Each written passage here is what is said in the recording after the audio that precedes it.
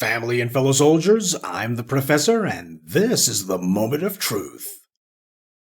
There's an old saying that when people ask for advice, it's usually because they already know the answer, but wish that they didn't. When looking at the current candidate crisis engulfing the Democratic Party, you see that their rhetoricians on the white left are asking, what can Biden do about this? Now, I'm sure that a lot of you are familiar with this guy, historian Allan Lichtman. He got a lot of white media attention after Donald Trump's election because he predicted that Trump would win.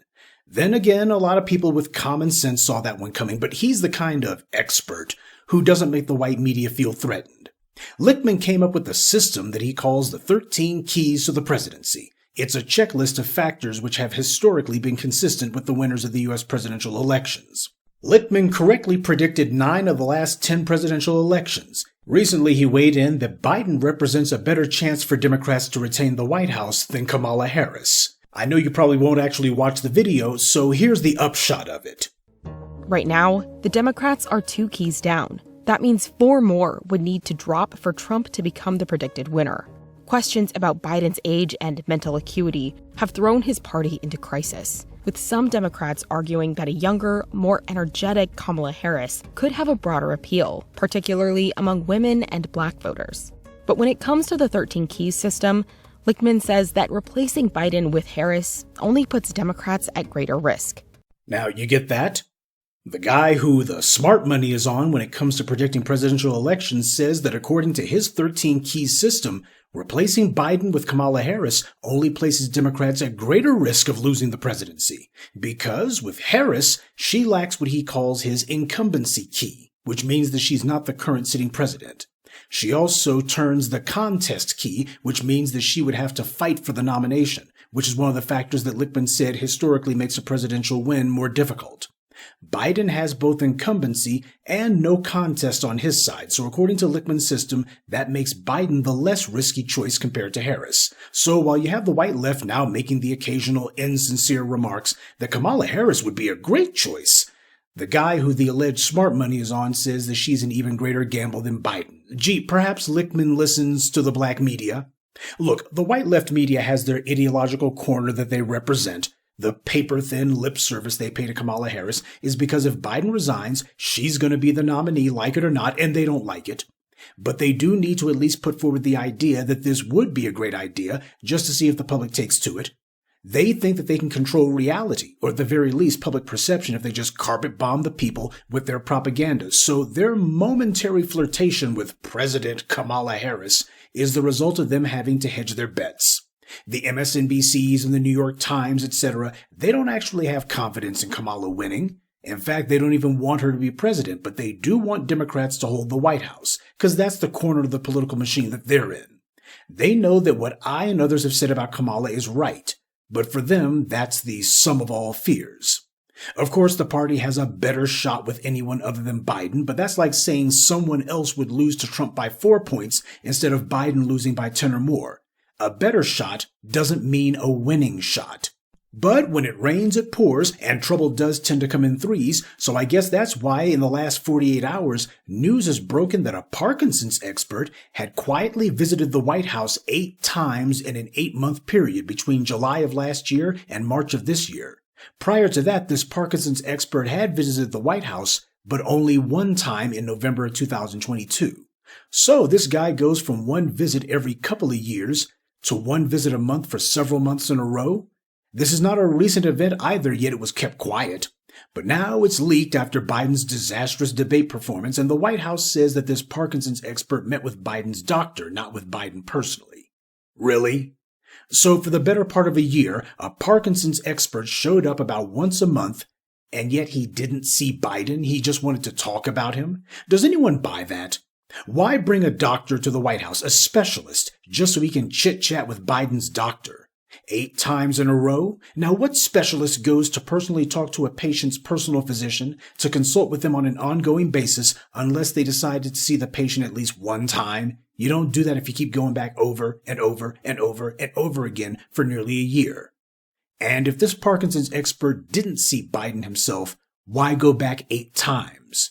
What was he at the White House for, if not to see Biden? He could have looked at Biden's medical records on his own or talked to Biden's personal physician on the phone. He didn't have to go to the White House for that.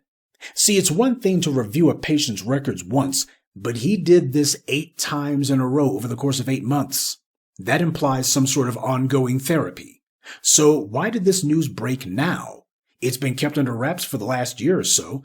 Well, like most leaks, this one most likely came from inside the White House. But who would want to leak something like this, given the fact that they would be sabotaging Biden? Well, given how sloppy her so-called communications office was, it's even money that Kamala Harris may well have put the word out on this one. If Biden can't find the door on his own, then she or people loyal to her are making a play against him. That's likely. But regardless of the possible palace intrigue or the attempts to cope with how lackluster a candidate Kamala Harris would be, as black people, this is not a ticket worth voting for. This changes nothing for us.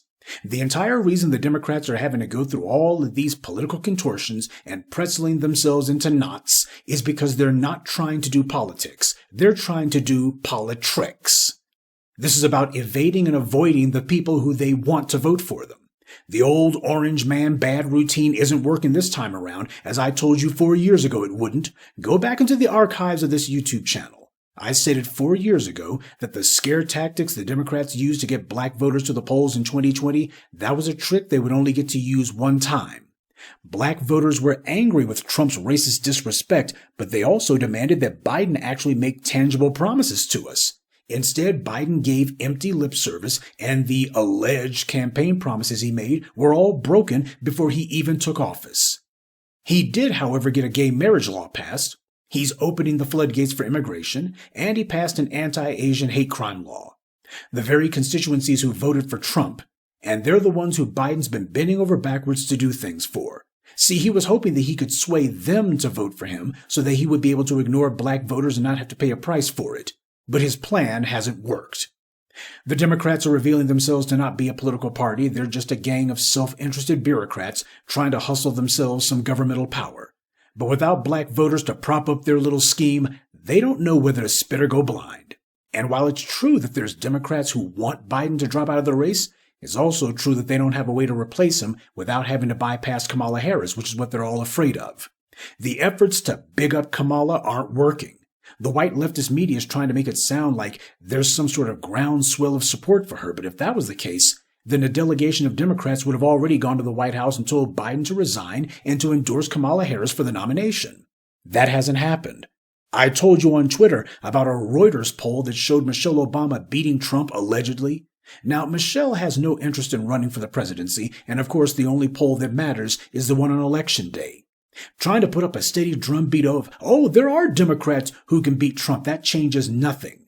See, the reason Donald Trump is beating Biden in the polls is because he's running to his base. Trump runs to his base, not away from them. That alone gives him an advantage that Biden doesn't have. Trump's not trying to get his base to vote for him without doing anything for them. Instead, he's motivating them with more claims, largely false no doubt, that he's going to be doing all sorts of great things that they want done. So, this is the Democratic Party ticket for 2024. On the one hand, you got people hiding their heads in the sand and desperately hoping that Biden's clearly deteriorating mental state can be covered up or wallpapered over or whitewashed just a few months longer till he can limp across the finish line. And on the other hand, you got people desperately hoping that if they can't get around making Kamala Harris the nominee, then hopefully she'll win by some sort of wild fluke. And if that's the case, not only do the Democrats not have the keys to the presidency, but in November, they're not going to have the keys to the White House either. Good day, and be one. I'd like to take a moment to mention some of our contributors. Mark Anderson, Samuel Divers, Antonio Daniels, Russell Richardson, and Sa. Salute to them and thank you to everyone for listening, liking, and sharing this message. Black empowerment only exists because of you.